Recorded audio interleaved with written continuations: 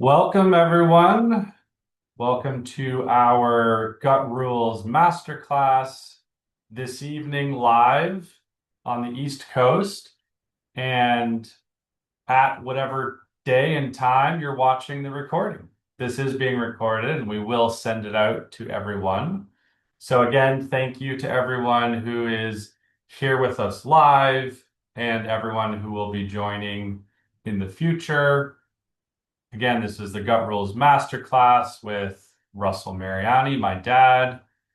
My mom and dad founded the Center for Functional Nutrition back in the very early 1980s. And for any one of us that can still do mental math, that's a long time ago. I know we've got all this AI stuff now that does everything for us, but some of us can still do math. So, it's keeping us young. Tonight is really exciting. Russell is going to be talking about the mechanics of digestion, and he's really going to break down into very understandable and easy language for all of us to really understand how and why our digestive systems work the way they do. And of course, you'll walk away with very tangible and easy to use methods and understandings that we hope that you bring into your everyday lives. My dad is the author of a few books, which many of you may already know, but we're actually going to put a free download to his latest book into the chat just in case you don't have it. You're welcome to download that. If at any point in time you do want to connect with Russell directly, I'll put a link in for a completely complimentary 30-minute conversation. You're more than welcome to use the link in the chat or follow up with my mom after this event. All that information will be in the chat. And if you have any questions throughout tonight, we do like to keep this very interactive. That's when it's the most fun. So you can either message me directly or you can just put your question into the group chat. And what we'll do is I'll hand the reins over to Russell. He'll give a talk, and then we'll move into our questions portion. And like I said, you can start the questions now and I will collect them as we go and make sure we get to them before we wrap up. And just like always, all of the content tonight is meant to be educational. Russell, of course, is not making any diagnosis or anything like that. So thank you again for being here. And Russell, over to you. Thank you, Brian. Thank you, everybody, for being with us tonight. Hello, Megan. And since it's a relatively small group, I'm going to say hi, Iva. Hi, Brian. Hi, Effie. Hi, Norm. Hello, Nancy. Hello, Kathy. Hello, Kenneth. Hello, April. Oh, there's one more name, but something just blocked it. Anyway, Kay Nichols. Hello, Kay Nichols. And yeah, so this is actually one of my most favorite topics, the mechanics of digestion. I was thinking as I was preparing this afternoon, when I was a little kid, me and my sister, me and my brother, we used to talk about our stomach as having different compartments. And it was like a mechanical box that we could eat certain foods and it would go to some compartment in the stomach, and having no idea how the system actually worked. I just remember there was an expression, people had an iron stomach, meaning they could eat anything and never be bothered by it. That was a common phrase when I was growing up. Or people had a sensitive stomach, which meant they had very little wiggle room. So Brian mentioned the free download of my most recent book, which is actually now 5 years old, 6 years old. So this book, you can see I wrote on the cover Russell's copy. This is very dog-eared, lots of notes in it. But this was published in 2020, and it's called Principle Eating, the No Diet Way to Complete Health. And it's really good. I read several sections of it today in preparation for tonight, and I wanted to call your attention. So, of course, if you have the book, great, thank you. And as Brian said, you can download a free copy of the ebook. It will come as a PDF. Absolutely everything that you would get in the paperback is there in the PDF. And starting on page 53, 53, it says a quick tour through the digestive system.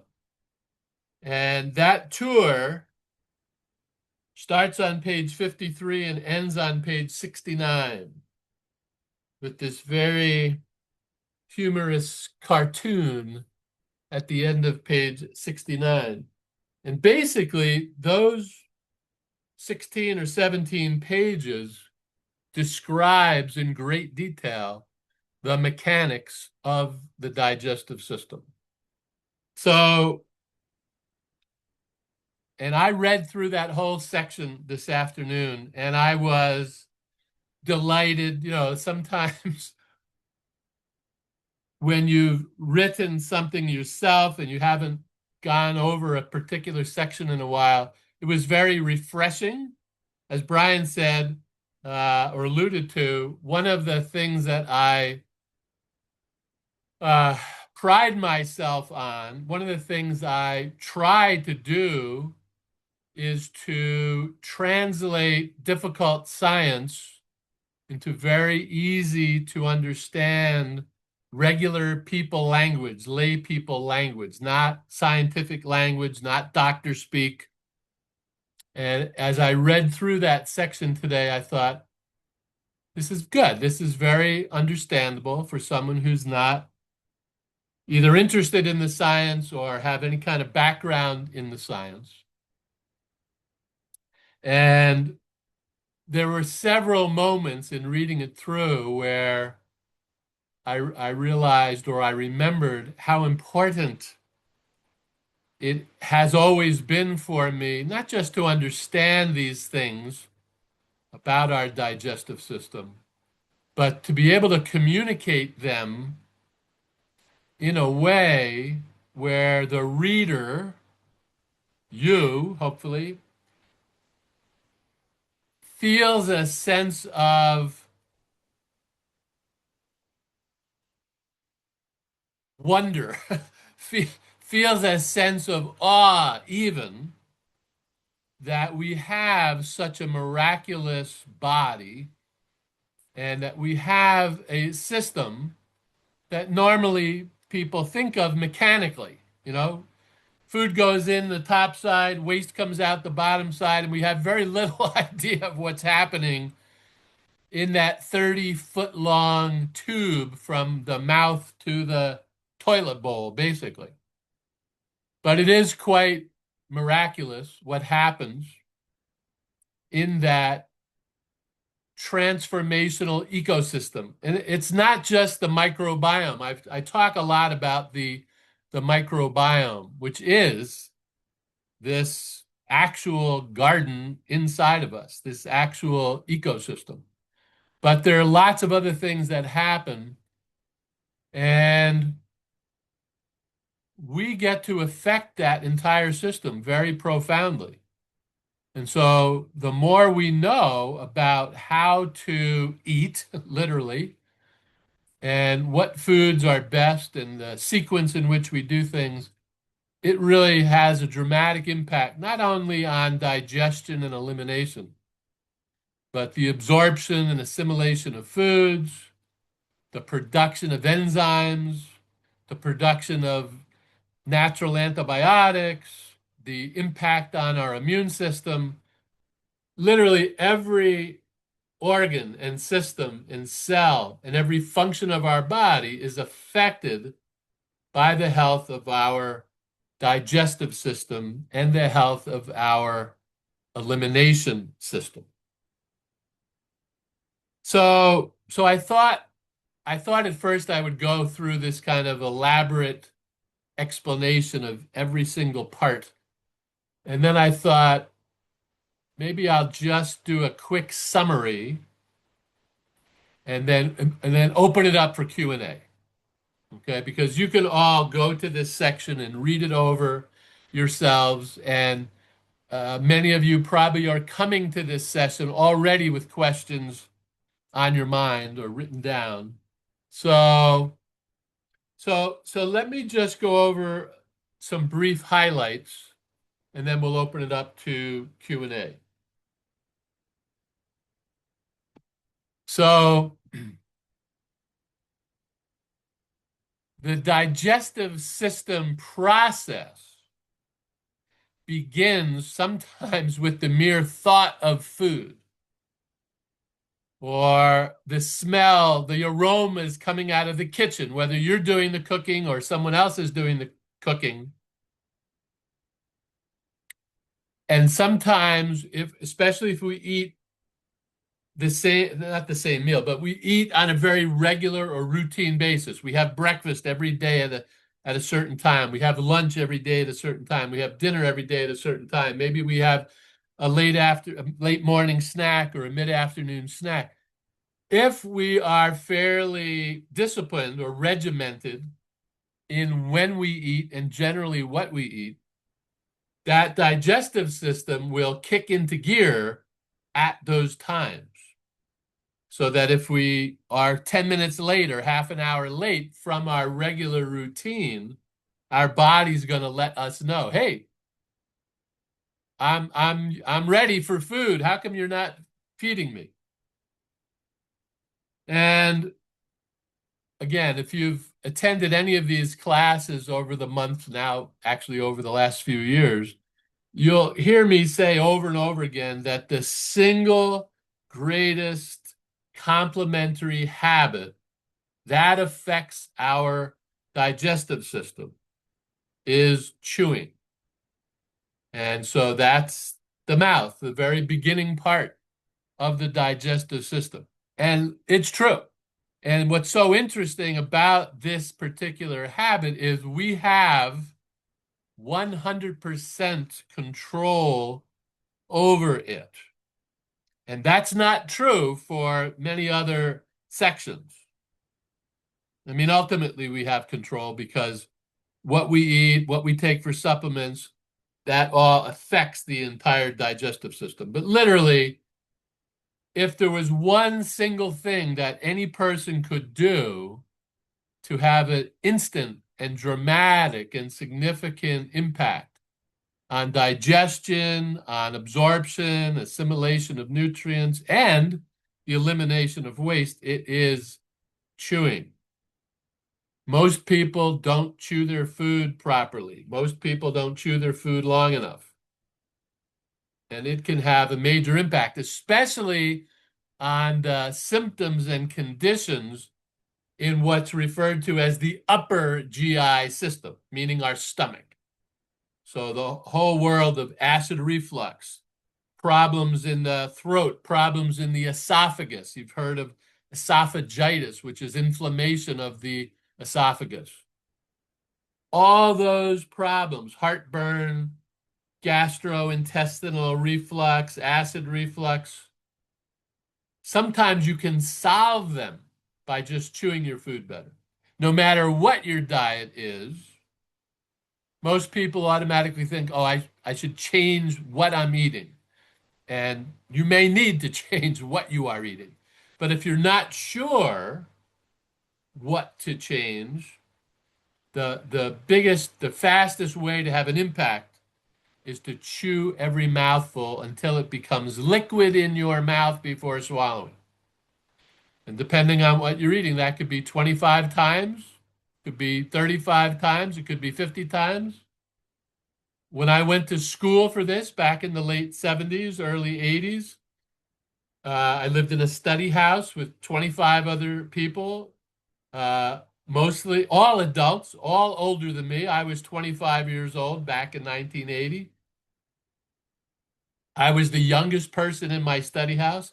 People were there from all around the world to learn this approach to natural healing. And so we would go to class during the day, and two of the five evening meals, we had silent meals. And the purpose of the silent meal was to slow down, to pay attention. And we were taught to we use these silent meals to chew every mouthful 100 times. So two of the five meals every night, Monday through Friday. Imagine 25 very interesting people from all around the world, and yet we all sat there in silence during the meal. After the meal, then we would socialize. So I had the experience over a 2 or 3 year period where I was chewing every mouthful 100 times, several times per week. And it can be a profound experience if you've never done that. Okay, so that's chewing. Once the food goes down into your stomach, then there's a whole lot of things that happen in your stomach. And of course, chewing your food is not just for the physical breaking down into liquid, although that's very important.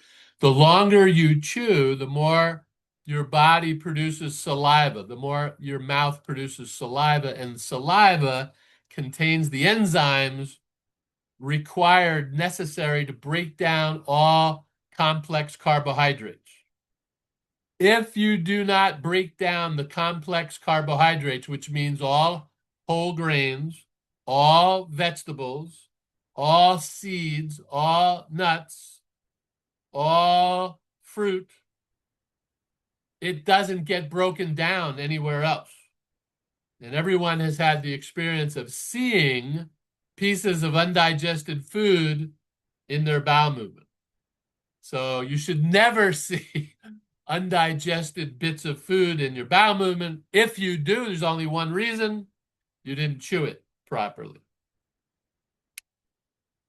And so, and some of you know that saliva is slightly salty, slightly alkaline in the pH scale, and that's also very important. The whole digestive system goes back and forth between alkaline and acid. The pH of our saliva is 7.4, almost the same as our blood. And in our stomach, the pH can drop as low as 1.5, 1.7, which is very acidic. The hydrochloric acid that's produced in our stomach is designed to do two primary things. One, to disinfect our food, to kill any bad organisms, any bad bacteria, any viruses that we might have consumed or breathed in, and to break down protein. So we chew our food, it drops into our stomach, and then it sits in our stomach for 1 to 3 hours, depending on what was eaten and how much we eat. And then slowly, as the body recognizes that the food has been properly chewed and has stayed in the stomach relatively long enough, the stomach starts releasing that food into the next section of the digestive system, which is the duodenum, which is the top part of the small intestine. And in that top part of the small intestine, our liver has gotten all these messages to produce bile, which it sends through the gallbladder into the duodenum, into the top part of the small intestine, and the bile is there to break down fat. So within an hour or two, if we have done everything we're supposed to do, all the major types of food, carbohydrate, protein, and fat, will be properly broken down. And then those digested foods, all of our digested food begins a very long journey through the small intestine, excuse me, which is 24 feet long. And as the digested food, which is now in liquid form, starts moving through the small intestine closes off little 3 to 6 inch long sections, and the food moves back and forth. It sloshes back and forth so that the digested food is exposed to our internal root system. We have an internal root system that lives in the small intestine that is identical in every way to the root system of plants. In the same way that the root system of plants, through bacteria in the soil, the roots reach out into the soil looking for minerals, looking for trace minerals. And with the help of the bacteria in the soil, the root system of plants convert those minerals and trace minerals into bioavailable vitamins in the actual food plant. The same process takes place in our small intestine. It's why one of the quotes in my book, I say, food is the soil from which the tree of our own life is grown. So in our small intestine, is where these internal roots exist. They're called villi and microvilli. And covering all of this internal root system are the probiotics, the healthy bacteria, of which there are at least 500. Some scientists say there are 2,000 different types of healthy organisms that live in this system. And so all this is working together synergistically so that we can extract the micronutrients from our food with the help of the probiotics, with the help of so we want to make sure that all of these parts of our digestive system are healthy, are functioning normally, because if they are, then not only will our digestive system function properly, but our immune system. So in this journey through the small intestine, there are glands in the small intestine called Peyer's patches, after the scientist who made that discovery. And from these glands are produced the antibody producing components of our immune system. So there is a very close, a very direct relationship between the health of our digestive system in general, but specifically the health of our small intestine, the health of our microbiome, and the health of our immune system. So at the end of that journey through the small intestine, again, 24 feet, takes about 18 to 24 hours for the digested food to make its way all the way through the small intestine. And when it gets to the end of the small intestine, it comes to a junction called the ileocecal valve. The ileo refers to the ileum, which is the small intestine, and cecal or cecum is the beginning of the large intestine. And all this ileocecal valve is down in the lower right side. If you put your fingers at your where your right hip bone juts into your abdomen, if you can find where your right hip bone is, in the internal part of your belly, that's where the ileocecal valve is. And that is the beginning part of the large intestine. The ascending colon is on the right side, over here on the right side, and it goes up anti-gravity. And so the appendix actually produces certain enzymes which allows the food, which at that point is mostly in liquid form, liquid waste, to move upwards. And while it's moving upwards, most of the water is being absorbed. If there are any nutrients still in the waste at this point, they'll be absorbed as well, but most of the micronutrients are absorbed earlier in the journey through the small intestine. And then as it starts to move across the abdomen, across the transverse colon, over to the left side, which is under your stomach, under your spleen, and then it turns south, and that's the beginning of the descending colon, and it goes down to your left hip, where it takes a very sharp turn. That's called the sigmoid colon. Again, by the time the waste arrives at this area, it's close to 100% waste. And it's taken the shape and form of a bowel movement at that point. And then it goes down into the rectum and then out through the anus, hopefully 1 or 2 or 3 bowel movements per day. And the time it takes from eating a meal until being eliminated as waste into the toilet bowl should be somewhere between 24 and 30 hours. If it's moving through faster than 24 hours, it may not be in there long enough to be properly absorbed, all the nutrients to be properly absorbed. And if it's taking longer than 30 hours, then it could be minor constipation. If it's sitting in there longer than 36 hours, 42 hours, then that's definitely too long a transit time. And ideal transit time is right around 24 hours.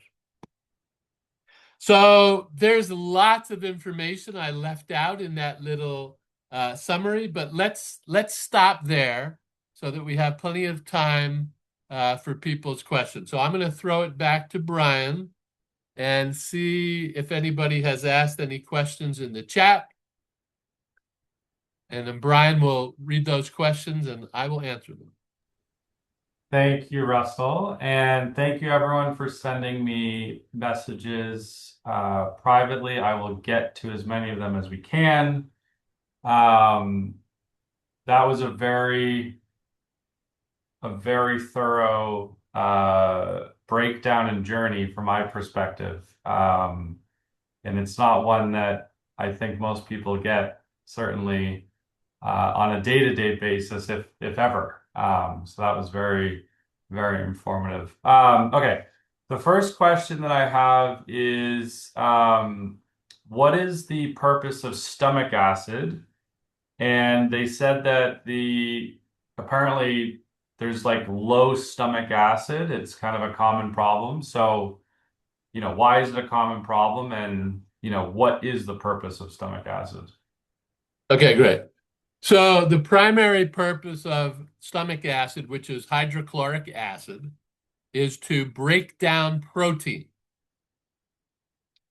and also to kill any bacteria that might come into our food.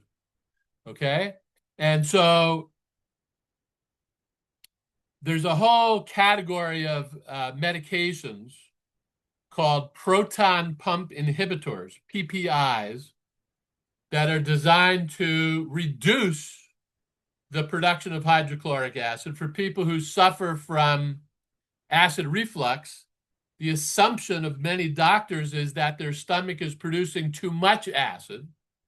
And so they're given a medication to not just decrease the hydrochloric acid, but to literally shut off the production of hydrochloric acid.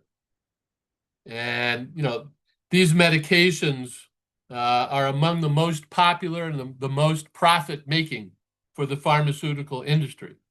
But one of the side effects of shutting off hydrochloric acid is you're not going to get complete breaking down of your protein. And if you don't properly or effectively break down protein, then you're going to be at risk for constipation. In fact, the number one negative side effect of all those, that entire category of medication, the proton pump inhibitors, is constipation. And so the question was about low stomach acid, which can happen. And again, the number one cause of low stomach acid is improper hydration, or what we call unintentional chronic dehydration or unintentional underhydration. You're not drinking enough water. When your body is properly hydrated and you have a full spectrum of minerals and trace minerals and amino acids and vitamins from your food and or from your food and from your supplements, then your body is going to produce the right amount of hydrochloric acid and the right intensity of hydrochloric acid, meaning you won't have low stomach acid and you won't have high stomach acid. It'll be the Goldilocks principle. It'll be not too hot, not too cold. It'll be just right. So again, the value, I think, the greatest value of functional medicine, functional nutrition, is that it teaches us how to create balance through these very simple means: proper hydration, proper balance of whole foods, certain necessary supplements or helpful supplements like supplemental digestive enzymes, supplemental probiotics, until we can reestablish proper balance of every part of our digestive system, producing enough salivary amylase, which breaks down carbohydrates, and then producing enough hydrochloric acid in our stomach to break down protein, and then our liver producing enough bile to break down fat. So again, if you're properly hydrated and if you're getting a full complement of micronutrients and you eat a relatively balanced diet, you don't have to be perfect, and you have a healthy microbiome, and I know that's a lot of ifs, but that's the whole purpose of functional nutrition, then you should not have low stomach acid and you won't have high stomach acid. You'll have just right stomach acid.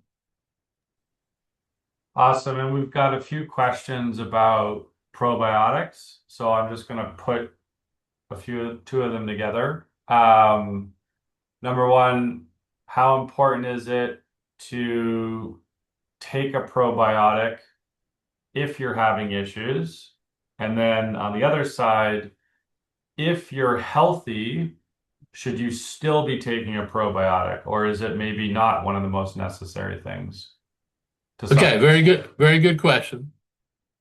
So I mentioned in my little summary about the villi and microvilli of our small intestine acting like, behaving like the roots of a plant, and the assumption was the roots of a plant in healthy soil.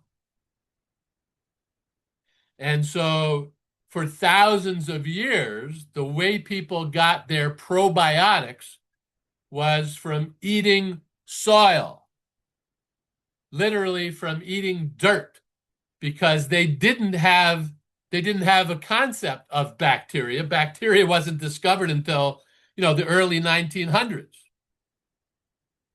So people did not have a sense of that you had to clean things, you had to kill bacteria. So people were eating organic food right up until the early 1900s. And so they were always getting soil that contained soil bacteria in all of the foods they were eating.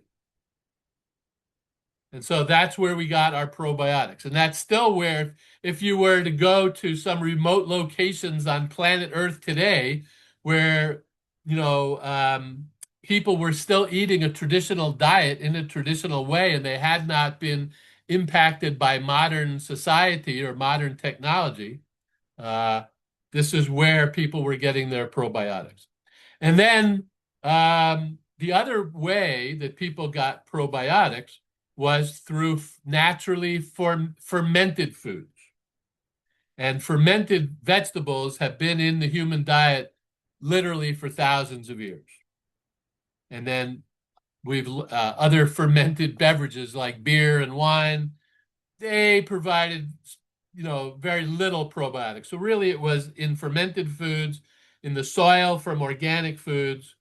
And so, of course, today, if you're not either able or willing to either buy fermented foods, and again, the problems that people have are mostly problems with the bacteria in the gut, this microbiome. When the microbiome goes really out of balance, sometimes it responds to eating fermented food, sometimes it responds to changing your diet, and sometimes it responds to taking a supplemental probiotic.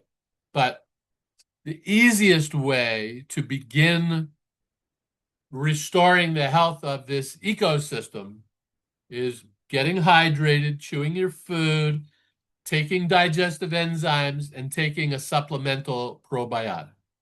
That's the easiest way to do this. And as you know, if you've attended this class in the past, if the microbiome is way out of balance, like if you have very serious intestinal dysbiosis, which unfortunately is more and more common, even if you do all the things I just said, even if you chew your food and get hydrated, take digestive enzymes, take supplemental probiotics,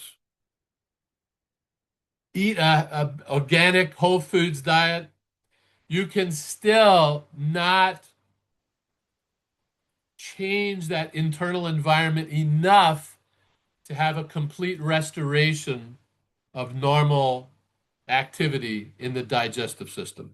And so in those situations, um, it's really necessary to go through a process of reconditioning the microbiome, using specialized herbs to physically pull out the weeds from the garden. The analogy I use is when the microbiome has really gotten out of balance, it's as if the weeds have taken over the garden.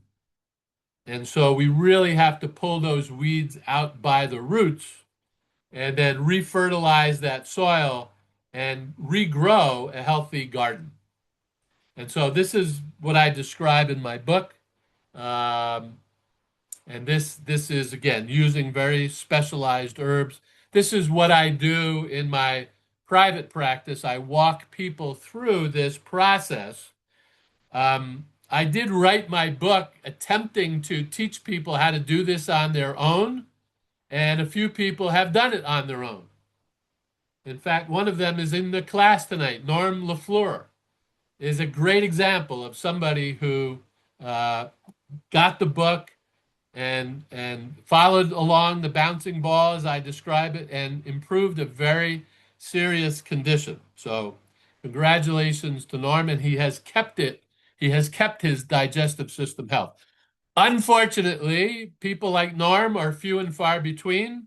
And as the years go by, I find that less and less people are able to figure it out. There's actually a lot of moving parts and pieces to the process. So if you find that you are in that position or condition where you've tried many things to improve your digestive system health and it just has not improved to your satisfaction, then I really recommend that you sign up for a free 30-minute session with me. Brian will put that link into the chat and talk about and consider, doing this more complete process, with me. Okay, next question. Just before we get to the next Yeah, question, yeah. Read what Norm just posted. I just think for all of us that are, we're all normal people, and a lot of us, will never get away from being a kid and loving ice cream on a hot day. It was literally like 95 degrees here in Boston today. And so Norm just shouted out, it's great to eat ice cream again occasionally. Um, and I can just piggyback on that. My dad has said for as long as I've been able to hear and understand words that his goal in his own life and with everyone that he works with is that you can be healthy enough to live a vibrant, full life so that you can enjoy ice cream occasionally, so that you can go to Fenway Park if you're from Boston and have a Fenway Frank, one time a year.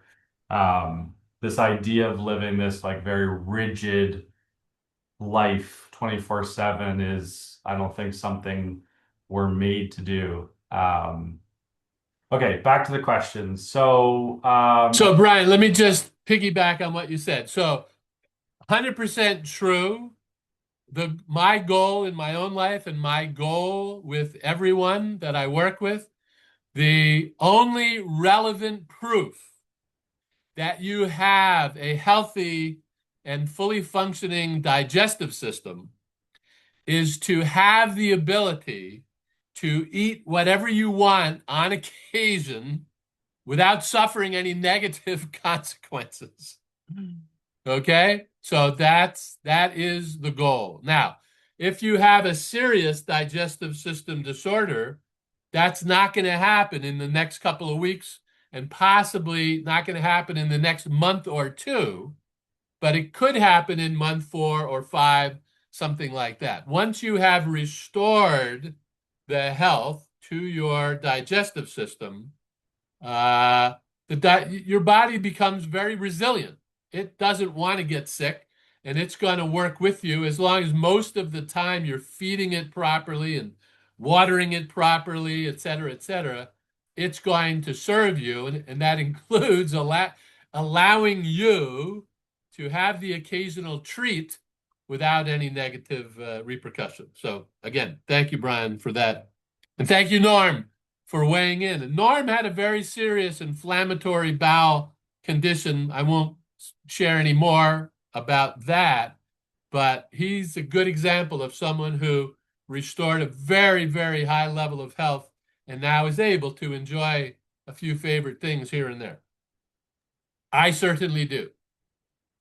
Awesome. Again, I'm going to group a few questions together that essentially have to do with gas, bloating, especially after some meals, if not every meal. What part of the process do you see that most often is breaking down when people have those kinds of symptoms? Okay. So when we experience gas, typically it's happening in the small intestine, not in the stomach. Although it can sometimes feel like we're having gas soon after eating something. And so we think must be in my stomach. But again, most people, when they say their stomach, they actually mean or refer to the small intestine, but they're not actively thinking about that. So it is true that you can cause gas, you can trigger gas, very uncomfortable gas, if you eat something that's too cold. If you drink something that's too cold, literally within minutes, you can go from being totally comfortable to being very uncomfortable. And it had little to do with what the food was and everything to do with the temperature of what the food was or the temperature of what the beverage was. So that's very, very important. Again, part of the perspective in functional medicine, functional nutrition is imagining the human body prior to the modern world.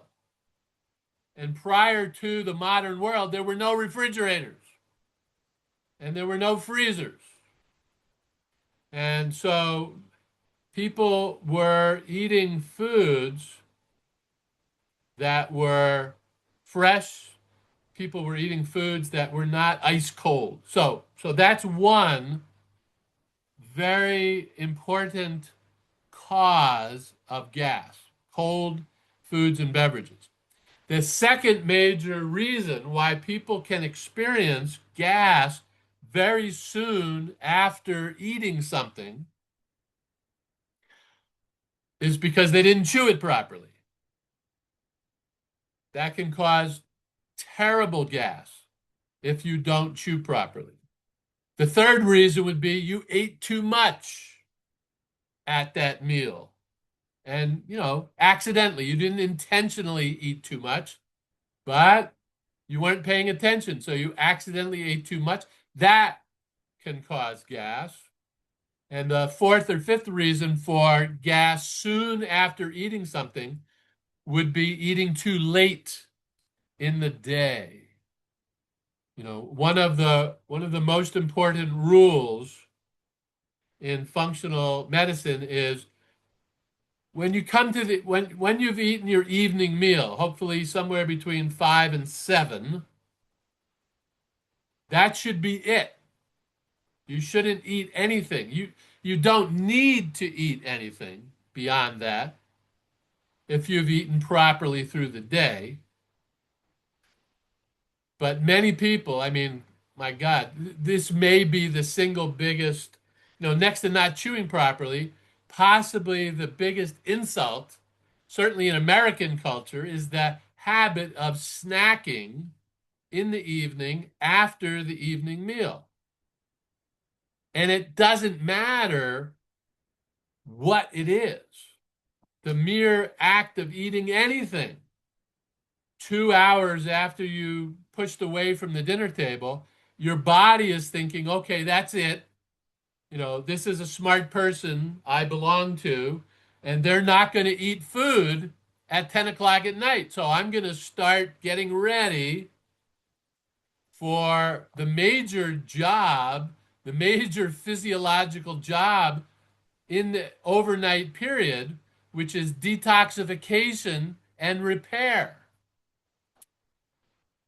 That's what the body wants to do. That's why it's important to stop eating at 5 o'clock or 6 o'clock or 7 o'clock at the latest, so that when 10 o'clock rolls around, it's been at least 2 or 3 hours, and now most of the food is out of your stomach. And so when you lie down and the food is out of your stomach, the chance of you having acid reflux is close to zero, because all the food or most of the food is now out of your stomach.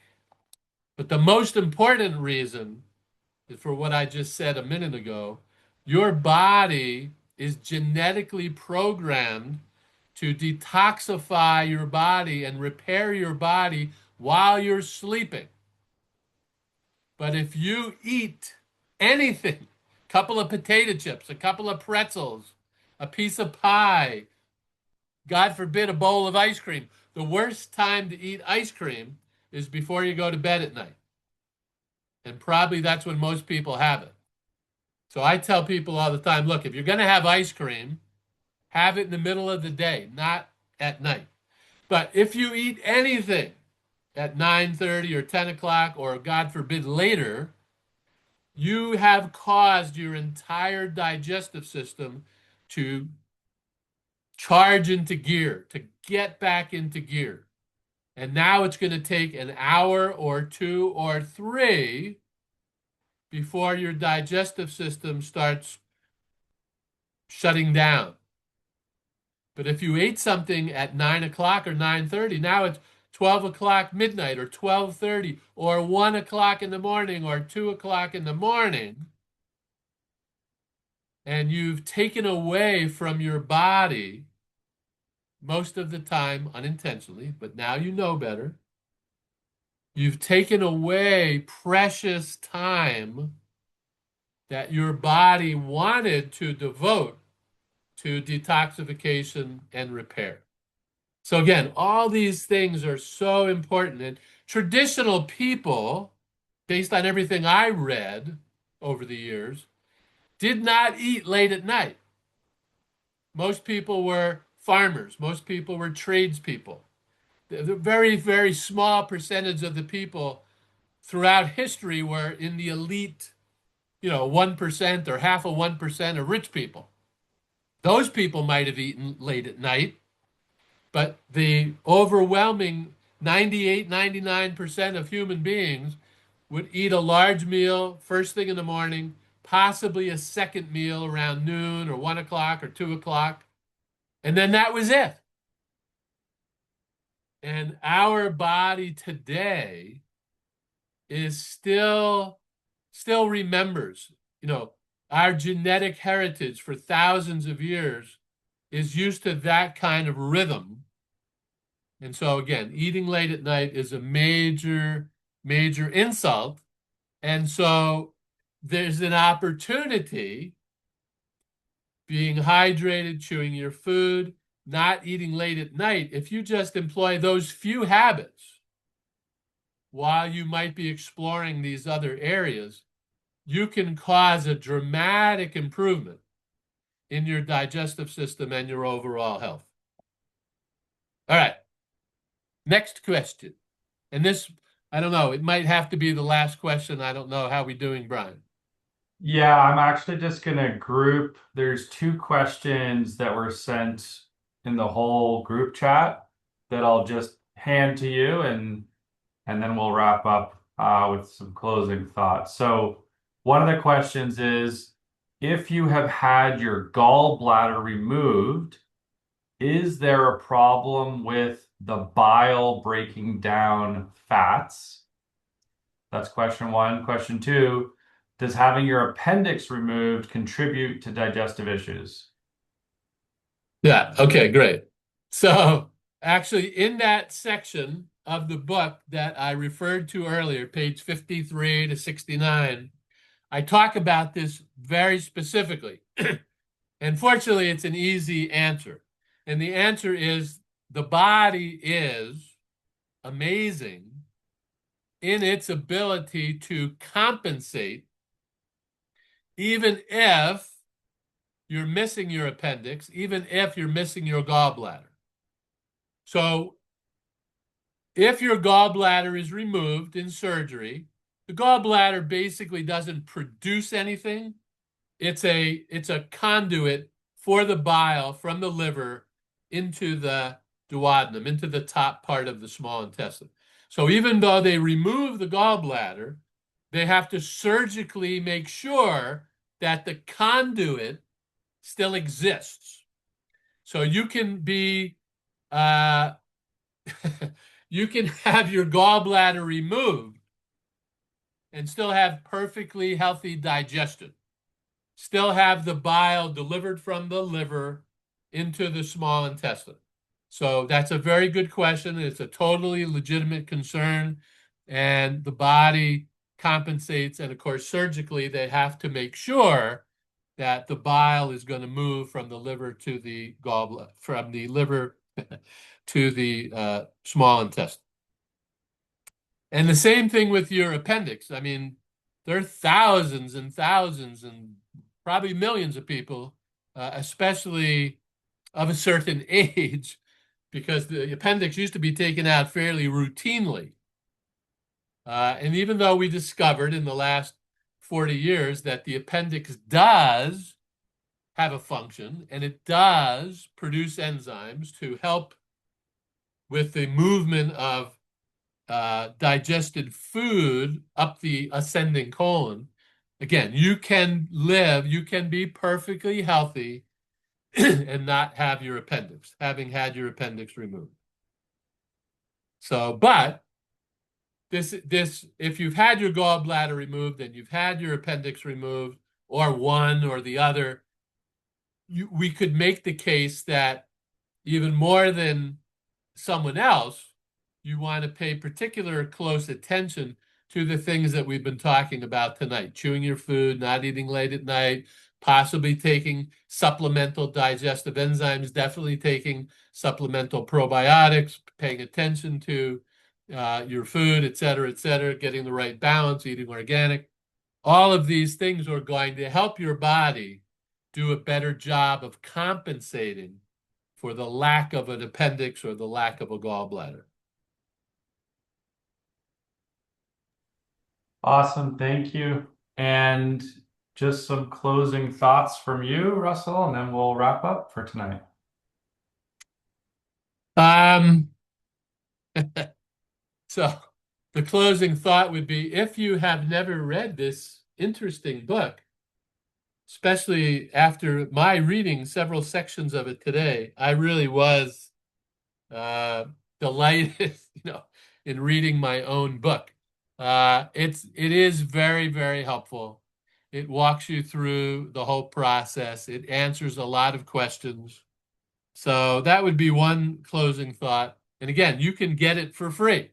I know a lot of people don't like to read books online. I don't like to read books online. I much prefer having the paperback in my hands. And of course, you can get the paperback. You can order through our website. You can order on through Amazon. And also, there is an audio version of the book. You can hear my beautiful voice reading you the entire book, and that's available online. So I would say that, and then in closing, I would say, I hope that you are not suffering from any type of digestive system disorder. But if you are, or if you have a loved one who is, or a friend or coworker who is, please, I encourage you, and I encourage you to encourage them to go to the website or take the link in the chat that Brian posted, and please do and sign up for a free 30-minute first step conversation.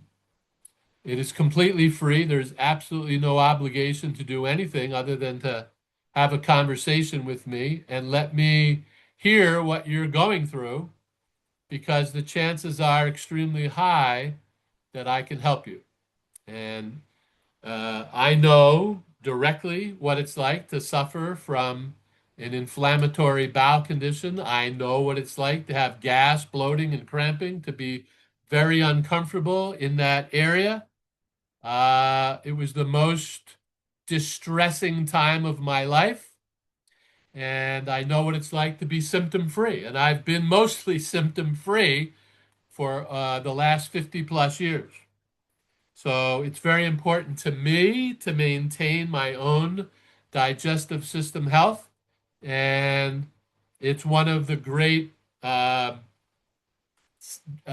sources of satisfaction that I experience on a regular basis in working with people who are struggling, to get them to the point within a few weeks, many times only within a few weeks, where the person is feeling much better, not 100%, that takes a little longer, but to help somebody get to that place where they can tell me honestly that they have never felt better in their digestive system. They've never felt such freedom to eat things and to be free of all the gas, bloating, and cramping. So please don't suffer any longer. Please take advantage of the opportunity to find out more about a possible solution.